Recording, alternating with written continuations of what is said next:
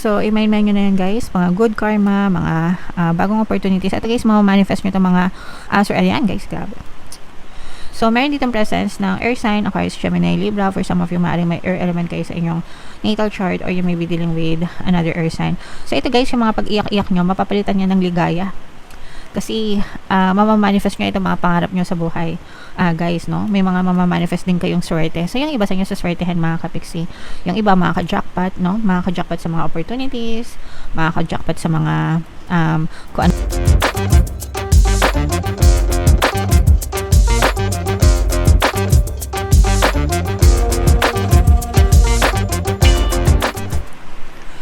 Hello guys, hello Sagittarius, welcome back to Pinoy Pixie Tarot. Ang pamagat ng episode natin for tonight is mga blessings para ngayong November 2024 para sa Sagittarius, Sun, Moon, Rising Sign, and Venus. So, unahin natin tong deck na to guys. Tingnan natin yung mga mensahe para sa inyo mga kapiksi. So, meron tayong guiding children guys. You are good at helping, counseling, and healing children. Use your skills to help children right now. So guys, ito na very important to para sa mga bata, no? Para sa mga kapigsi natin na may mga anak, especially yung kung mga bata pa yung mga anak nyo, 0 to 7 years old, napaka-crucial niyan. Edad na yan mga kapigsi para gabayan nyo sila sa tamang landas and magtanim kayo ng positive thoughts, mga magagandang ugali, mga magagandang aral sa mga bata kasi copy-paste lang yan mga kapiksi ko ano yung hindi pa yan marunong mag-isip guys, mga bata, no?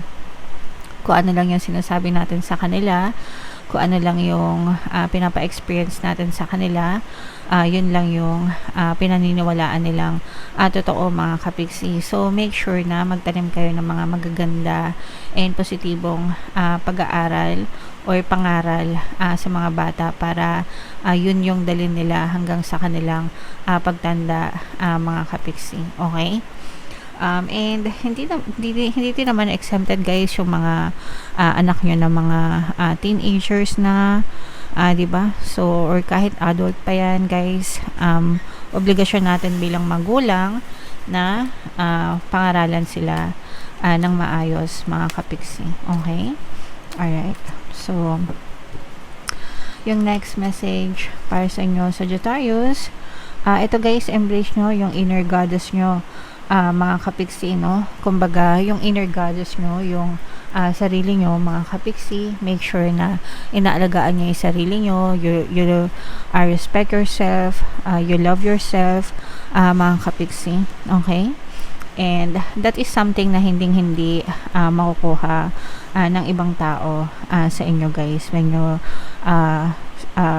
respect and love yourself mga kapiksi, and at the same time hindi mo rin kailangan ng validation mula sa ibang tao and hindi mo rin kailangan ng manlimos, no, ng pagmamahal or sa ibang tao kasi ikaw na mismo yung magbibigay noon sa sarili mo, and as a consequence kung ano yung binibigay mo sa sarili mo, yun din yung ibibigay sa'yo ng ibang tao. So yeah, wag mong hayaan na api-apihin, apakapakan ka ng ibang tao, Sagittarius. And another message for you guys, ito receptivity guys, ibig sabihin nito maging handa kayo sa pagtanggap, no, ng mga blessings, ng mga biyaya. The more na receptive kayo guys, the more na papasok yung blessings sa inyo. So para malagay kayo sa receptive state, palagi kayong magpasalamat mga kapiksi. Magpasalamat sa lahat ng mga blessings at mga biyaya na natatamasa. Okay? Alright. So, comment down below if naintindihan nyo yung mga messages for you, Sagittarius. Shuffle natin to guys. Hanapin natin yung energy nyo habang sinashuffle ko to. Panoorin nyo muna yung video natin regarding sa ating paano mag-manifest ng abundance video course. Kapiksi, sawa ka na ba sa mga struggles at hirap sa buhay mo? Masipag ka ba at masikap sa buhay ngunit hindi ka pa rin umaasenso? Ilang beses ka na bang nag-attempt magnegosyo at mag-invest pero palagi ka pa rin nalulugi? Sa pagkakataon na ito ay maaaring may subconscious beliefs ka na nagiging balakid sa iyong pag-unlad at pagyaman. Introducing, paano mag-manifest ng abundance video course.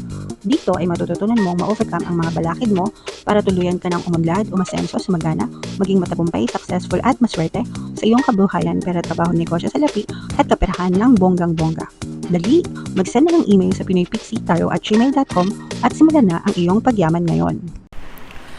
Alright, so sa lahat ng gusto mag-avail ng course guys, naka-flash sa screen nyo. Una, meron tayong paano mag-manifest ng abundance video course, paano mawala ang third party at magkaroon ng harmonious na relationship, and paano pabalikin si ex revised breakup.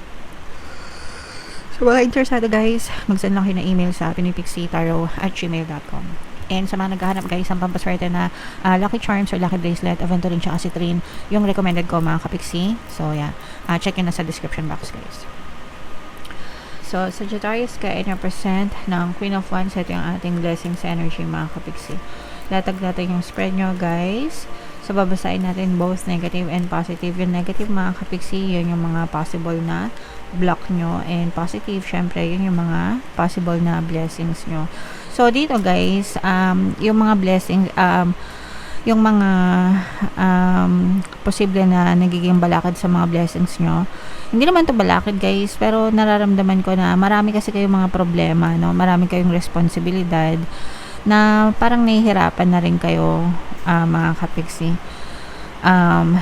Kumbaga mabigat yung responsibilities nyo, although very responsible naman kayo, kumbaga talagang responsable kayo, hanggang kaya nyo, kinakaya nyo, pero sometimes parang nagiging unbearable na siya. Pag sinabing unbearable, ang hirap pasanin mga kapiksi, kaya parang na-stuck kayo. Yung iba sa inyo guys, I'm sensing na parang feeling nyo demotivated na kayo sa buhay, kung ano na lang yung, kumbaga pag sinabi kasi demotivated guys, parang nawawala ng gana,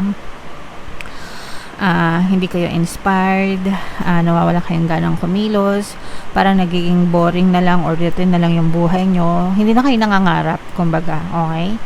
At least yung iba sa inyo, parang kung ano na lang yung meron kayo right now, makasurvive sa buhay, okay na. Pero yung iba sa inyo, parang hindi na kayo nag-ambisyon, hindi na kayo nangangarap na mas maging ma-okay kayo. Although wala namang problema doon guys, kung komportable kayo dyan.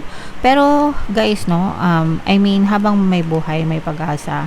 So, kung gusto nyo mangarap ng mataas, kung gusto nyo umunlad, umasenso, umangat yung inyong pamumuhay, pwede guys, walang kaso doon. Pero, if komportable na rin kayo sa buhay nyo, wala din naman masama. So, okay lang din naman yan, kung okay na yan sa inyo mga kapiksi. Okay?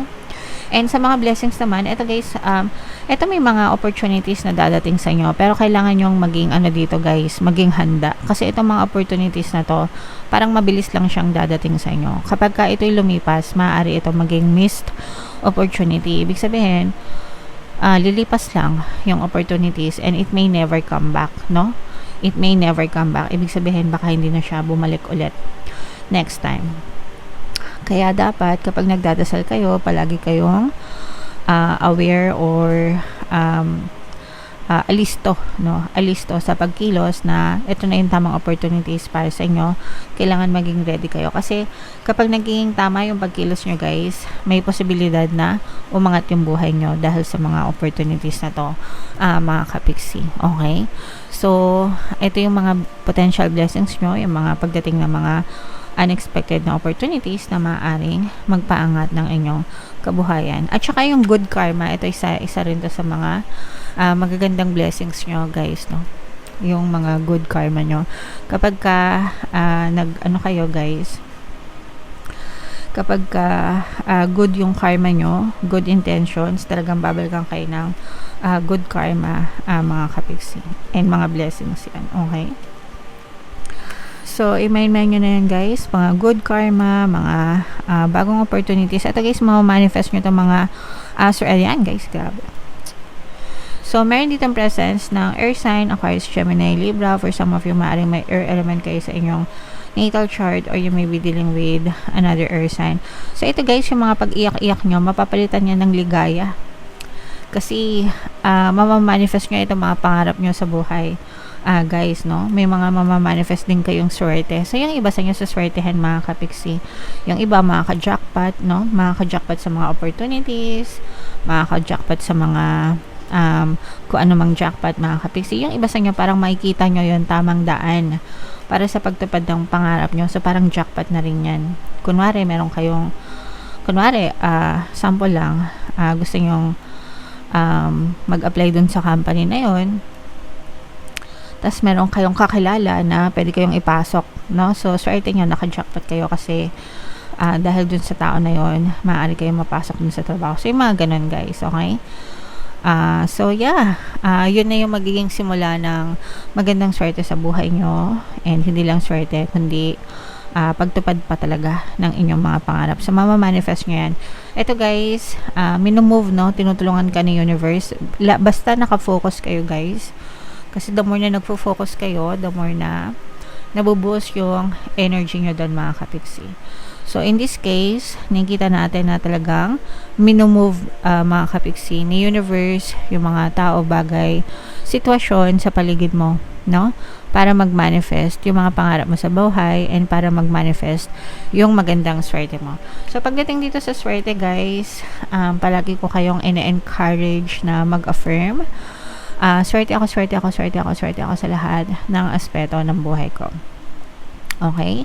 So, palagi nyo lang i-affirm yun, guys, and talagang makakaranas kayo ng napakagandang swerte sa buhay nyo, Sagittarius. Okay? Alright, so comment down below, Sagittarius, comment down below if feeling nyo naka-resonate sa inyo yan. I-mind nyo na lahat ng swerte na yan, guys. Ito yung ating 2026 kapalaran, panoorin nyo na.